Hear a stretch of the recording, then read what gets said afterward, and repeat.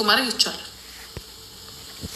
ታውቃላችሁ ይሄንን ያ ግን እሷ ያንን ማድረግ አትፈልግም። ምክንያቱም ልጆቹ አባት ያስፈልጋቸዋል፣ ጸባዩን እንዲያሻሽል ማለት ነው። ብዙ ጉድ አለው ልጁ፣ ብዙ ጉድ።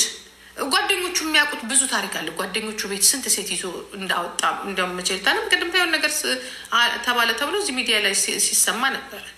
እና ግን ሰው የእሱን ጉድ ይዞ እኛ ላይ የሚፈርደው በነገራችን ላይ እኔንም ስለጠላችሁ አይደለም። አንዳንዶቻችሁ እኔ ስለጠላችሁ አሁን ብዙ ሰው ምን ይላል? እናትየውን ስለጠላናት ኖ እንኳን ለእኔ አይደለም ለቀነኔ ስንት እንኳን ለእኔ አይደለም ለገዛ ለሀገራችሁ ልጅ የ9 ዓመት ልጅ ተደፍራ ለታሰራችሁ እኮ ብላችሁ ስትሰድቧት የነበራችሁ ናቸው። ለእኔ አዲስ ነገር አይደለም እኮ ይሄ።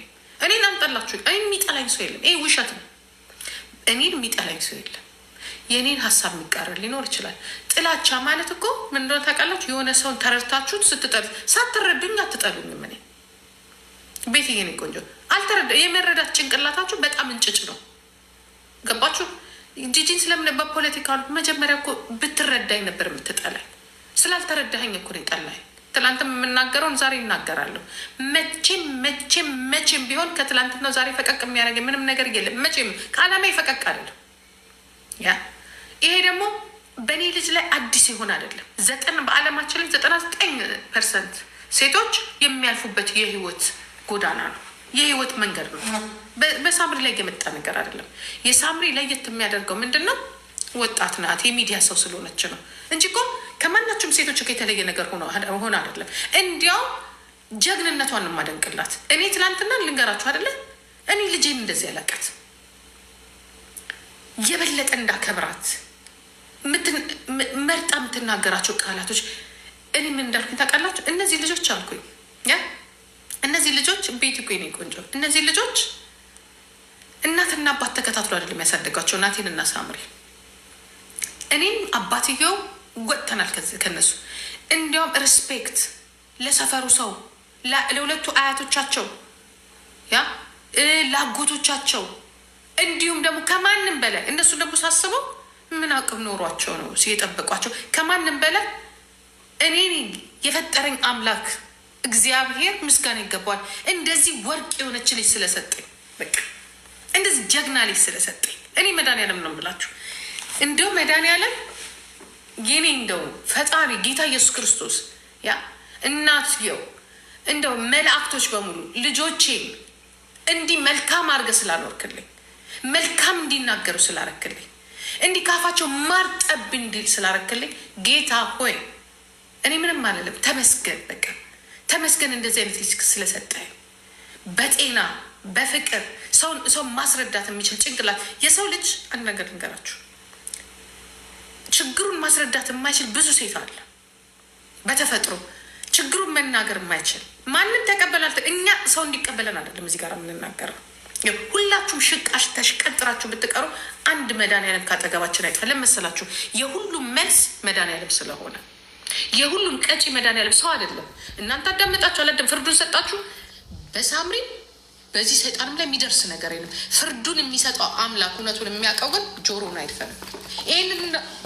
ይህንን ደግሞ በአጭር ቀን ታዩታላችሁ። የፍርድ አምላክ እግዚአብሔር ታዩታላችሁ፣ በጣም ታዩታላችሁ። ለመሰላችሁ ብዙዎቹ ወድቀዋል። እንደሱ ያሉ ወንዶች ብዙ የዋህ ወንድ አለ፣ ብዙ የዋህ ወንድ አለ ሳያውቅ የሚያጠፋ። ሆን ብለህ ግን አንዳንዱ ወንድ እኮ ብር ብቻ ነው የሚቀማ፣ ብር ብቻ። አንዳንድ ወንድ ግን ነፍስንም ይቀማል፣ ህይወትን ይቀማል። የመጨረሻ ምን እንደሚያስብ ታውቃላችሁ? ምን እንደሚያስብ የምትሞቱበትን የምታልፉበትን። በቃ ጨካኝ ወንድ አለ፣ እሱ ነው ጨካኙ ወንዱ። አባህና ነው። እኔ መጥፎ እንዳይቻለሁ ማለት እኔ ላይ ደርሶ አይደለም ብር የሚወዱ አይቻለሁ። እኔ አሁን ቁጭ ብዬ እንደምን እንዳሰብኩ ታውቃላችሁ? የሆነ ነገር አሰብኩ። እንዴ አንዳንድ ሰው እናቱን ለመርዳት ሲፈልግ ይዋሻል፣ እህቱ ስትታመምበት ይዋሻል፣ ብር ስጡኝ ይላል፣ ያጭበረብራል። እኔ በራሴ ነው ያየሁት። አሁን ይሄኛው ባለፈው ከኔ ጋር የነበረው ልጅ ለምንድን ነው እንደዚያ የሆነው? አንዳንዴ የሆነ ነገር ደጋል። ለምንድን እንደዚያ? ምናልባት እህቱ ስለታመመችበት ነው። ለእኔ ውሸት ሊመስለኝ ይችላል። እህቱ ስለታመመችበት ምናልባት ሕክምና ስለሚያስፈልጋት ይሆናል። የዋሸኝ ዳይቡዬ ነው የዋሸኝ። ምንም እሱ እንዲያውም በቃ ልክ እኔ እንዲያልኩ ልክ አልነበረም አልኩኝ። እኔ ልክ አይደለሁም። ምክንያቱም አንድ ሰው እህቱን ለማትረፍ ሲል ይዋሻል። እኔም በሆን አደርገዋለሁ። ይሄ እኮ የታመመ ሰው የለም፣ የተቸገረ ሰው የለም። ያ የቤተሰቦቹን ህይወት ግን ሉክሰስ ለማድረግ እና በእኔ ልጅ ለመሸፈን ነበር የሚዋሸው። በቃ አትሊስት ይሄኛው ምን ይል ነበረ? ሰርቼ የምንከፍለው ምናምን የሚለው። ይሄኛው ደግሞ ምንድነው? ስሪ ነበር የሚለው፣ አምጪ ነበር የሚለው። ከዚህ ላይ ሁለት አይነት ፌስ ነው ያለው። ውጭ ላይ የሆነ ነገር ያደርጋል፣ ውስጥ ላይ ይሄኛው ወንድ ነው። አትሊስት በዛት በ2 እና በ3 ወር ውስጥ ኪችንና እንትን አድሷል። ይሄኛው ዝም ከማውቀው በራሴ ከማውቀው አመሳሰልኳቸውና ይሄኛው በጣም መልካም ልክ አልነበር። እኔ ራሴ ኧረ በስመ አብ ይሄ ልክ ነው፣ ይሄ ሰይጣን ነው ያልኩት። በቃ ከራሴ እንኳን ከወሰድኳቸው ወንዶች ተው፣ ይሄ ከጥሮቹ አይደለም እንዴ። አትሊስት እኮ በጉልበት ሰው ያግዛል፣ አትሊስት በሆነ ነገር ያደርጋል። ሌሎች ወንዶች አትሊስት የሆነ ነገር እኮ ብር ሲፈልግ እኮ አንድ ሰው በሁሉ ነገር አክቲቭ ይሆናል። ይሄ እኮ የመጨረሻ እኮ እቃ ነው። በቃ ቁጭ ብሎ እንደዚህ። ለምንድን ነው ይህንን የሚያደርገው? ለምሳሌ ምንድን ነው ችግሩ? ምንድን ነው ብላችሁ ስትረዱ ምንም ችግር የለውም። ማደግ ነው የሚፈልገው። ማደግ የፈለገ ሰው ደግሞ ጉልበቱን አጣጥፎ ቁጭ ብሎ እንደ ሴት ዘርግቶ አይደለም፣ እንደዛ አይደለም። ማደግ የሚፈልግ ሰው በተቻለ አቅም የሆነ ነገር ሊሰራ ይገባል። ኦኬ።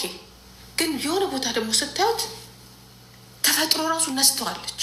አሁን ለምሳሌ እኔ መለፍለፍ ይሆናል ስራዬ፣ በመለፍለፍ ገንዘብ አገኝ ይሆናል በማውራት፣ ሌላው በጋዜጣ፣ ሌላው በመቆፈር። ሁላችንም የራሳችን ታለንት አለን። እሱን ዝም ብዬ ሳየው ግን የሆነ ገደቢስ ነው በተፈጥሮ ራሱ፣ እድለቢስ፣ ቅላት ብቻ። ሰው አይጥመው እንደዚህ የሚስባችሁም ልጅ አይደለም። በቃ ተፈጥሮ ራሱ የራሷን ነገር ነስተዋለች። ገባችሁ? አሁን አንዳንድ ሰው እዚህ ጋር ይመጣና አይ ምናምን ብለው ብር ያገኛል። አንዳንዱ ደግሞ የሆነ ነገር አድርጎ ህይወቱን ይለውጣል። ይሄ ልጅ ብትጭኑበት ራሱ በቃ ቤቱንም ገንዘቡን ብትጭኑበት ሻይን አያደርግም። ዜድ የኔ ቆንጆ ቴንኪ ማማይ፣ ሻይን አያደርግም። አይደለም ሻይን ጭንጭል የምትል እንኳን መብራትን ያህል እንኳን አይታይበትም። ቢለብስ አይታይበት የሆነ ነገር በቃ የሆን ከፊት ለፊት የሚታይ ነገር። አሁን ዝም ብላችሁ በፊት ሳምሪን ፊት ለፊት አድርጎ ነበር እሱ ከኋላ የሚታየው። አሁን ደግሞ ልጆቹን ከፊት ለፊት አድርጎ ነው እሱ የሚታየው። ብቻውን እመኝኝ አልኩሽ። ምንም በቃ ራሱ ተፈጥሮ ነስተዋለች። እሱን ተፈጥሮ ተነሳችው። እኛ ጌታ ኢየሱስ ክርስቶስ አይደለንም እሱን ጨፍልቀን የምንሰራው።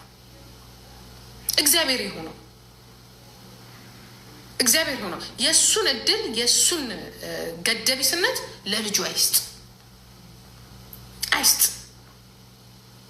ከዛ ላይ ደግሞ ክፋቱ ያለበት ክፋት፣ ውሸት።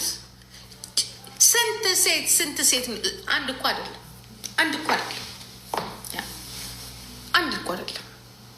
ከስንት ሴት ጋር ነው የማገጠው? ከስንት ሴት ጋር ነው ሲማገጥ የነበረው? እቺ ወሻላ ማለት ነው። እችን የምታክል ሴትዮ አባህል፣ እችን የምታክል ሴትዮ አስባችሁታል? እኔ ሴቱ ራሱ በምን መልኩ እኔ እንደዚህ ይሁን ቀጫጭን አጫጭር እግረኝ ምናምን እኔ በምን መልኩ እንዴት እንደሚወድ ግር የሚለኝና የራሴው ልጅ ራሱ ጠይቃታለሁ። እንደው ምኑን ሳምሪ ይላታል። ምኑን ወደሽ ምኑን አይተሽ ነው? ምስኪን ነው ያለችኝ። በቃ ምስኪን አሳዘነኝ።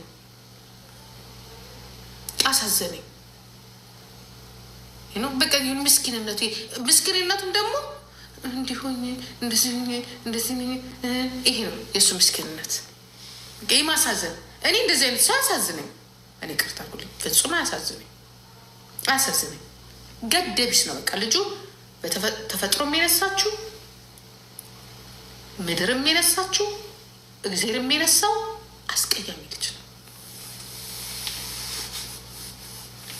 አያስቀየም። እግዚአብሔር አውጥቷታል። ይህንን ደግሞ ባህሪው ስለሚያውቅ ቶሎ ቶሎ ወዲያውኑ ያስወለዳት፣ ወዲያውኑ ያስወለዳት፣ ወዲያውኑ ማለት ነው። እንደዚህ አይነት ባህሪ ካለው ሰው የሆነ ነገር እንኳን ይሰራል፣ የሆነ ነገር እንኳን ያደርጋል። አሁን ሁሉንም ተው በቃ፣ የእግዚአብሔር ፍጡር ነው። ይህንን አለም ከመጀመሪያም ጀምሬ